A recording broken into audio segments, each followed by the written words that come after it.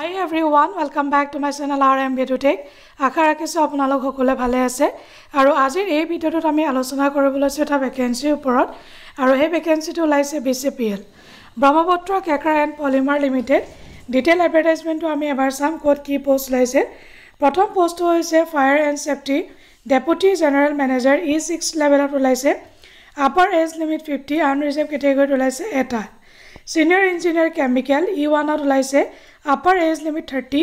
Unreserved Category ওলাইছে 8টা OBC 3টা SC 2টা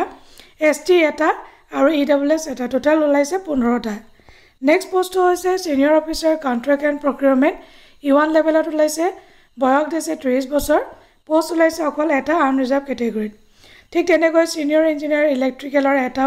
পোষ্ট ওলাইছে Age 30 দিছে E1 Senior Officer Finance and Accounts 30 বছৰটা দুটা ওলাইছে পোষ্ট সিনিয়ৰ ইঞ্জিনিয়াৰ ইনস্ট্ৰুমেন্টেশনত তিনটা ওলাইছে আনৰিজাৰ্ভ ক্যাটাগৰীত senior engineer information and technology এটা ওলাইছে সিনিয়ৰ অফিচাৰ মাৰ্কেটিংৰ এটা ওলাইছে সিনিয়ৰ ইঞ্জিনিয়াৰ মেকানিক্যাল এটা আৰু অফিচাৰ ল্যাবৰেটৰী ওলাইছে এটা এতিয়া ডিটেইলছ কিনে আমি মিনিমাম এডুকেশনাল কোৱালিফিকেশন বা এসেনশিয়াল কোৱালিফিকেশন কি দিছে এবাৰ চাই লওঁ deputy general manager fire and safety bachelor degree দিছে in engineering in fire and public Fire and safety with minimum 55% marks. Preference will be given to candidates having 1-year diploma in industrial safety from a central regional level institute recognized by government. Our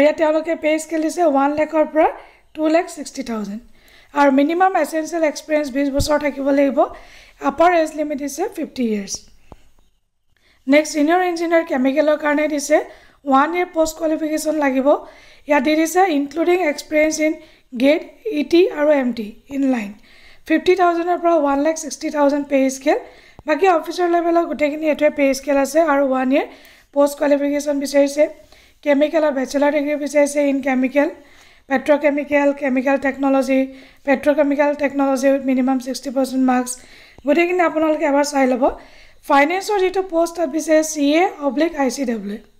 Or become with minimum 60% marks and 2 years MBA. Or যদি MBA হয় become with 2 years minimum যেটো percentage হৈছে 60% আৰু 2 years MBA লাগিব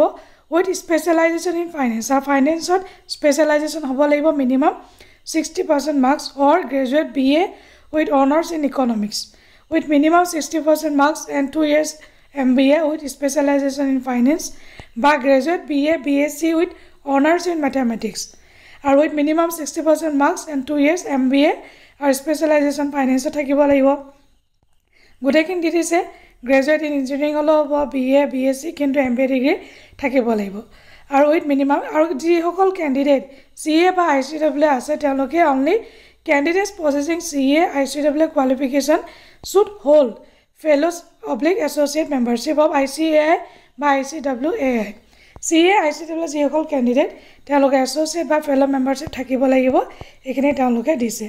আপোনালোকে গোটেইটো এবাৰ গো through কৰাৰ পিছত এপ্লাই কৰিব মই মেইন পইণ্ট কিটা অকল পঢ়ি দিছো অফিচাৰ ল্যাবৰেটৰী দিছে তেওঁলোকে master degree MSc in chemistry with minimum 60% marks E0 লেভেলত ওলাইছে অফিচাৰ লেভেল 40,000 to 1,40,000 আৰু 2 বছৰ পোষ্ট কোৱালিফিকেশন এক্সপেৰিয়েন্স লাগিব আৰু minimum upper age limit is 30 years The cut-off date, age limit বা post qualification কাৰণে দিছে 1st June of 2025. Minimum essential educational qualification required for each post shall be as indicated against each post. তেওঁলোকে গোটেইখিনি দি দিছে এটা থাকে আপোনালোকে এবাৰ চেক কৰি ল'ব কি লাগে কি নালাগে আৰু এটা important point wherever minimum qualifying percentage of marks have been specified as 60% 50/50 relax minimum educational qualification percentage in respect of SC ST যদি হয় বা PW এতিয়া এখিনি 55 50 40% 45% respectively হ'ব বুলি দিছে আৰু এজ লিমিট যেটো ST SC OBC কাৰণে as per government criteria যেটো থাকে হেতু হ'ব আৰু besides আপোনালোকৰ বেসিক পে ওপৰও তেওঁলোকে দি দিছে industrial dearness allowance IDA at the applicable rates other allowances থাকিব perks থাকিব 35% of basics notice allowance থাকিব 12.5% of basic pay E posted in notice যদি notice posted হয় হিমানটো আপোনালোকে notice allowance পাব special allowance থাকিব ই posted in Assam 4% of basic HRA থাকিব conveyance maintenance expenses reimbursement medical facility etc এগুটেবিলাক থাকিব আৰু এটা ইম্পৰ্টেন্ট পইণ্ট হৈছে application fee general EWS OBC category are required to pay non refundable application fee of 600 baki ST SC PWD candidates are exempted from payment of above fees provided they produce baki apnaloke ST SC certificate blak dibo lagibo how to apply taloke di dise tate apnaloke kenoke apply koribo lagibo gote information kini apnaloke pohi dibo aru jodi for past employment jodi apnaloke korba sakori kori ase detail dise appointment letter pay slip resignation letter blak dibo lagibo aru current employment hola mane I card annual increment letter promotion order blak dibo lagibo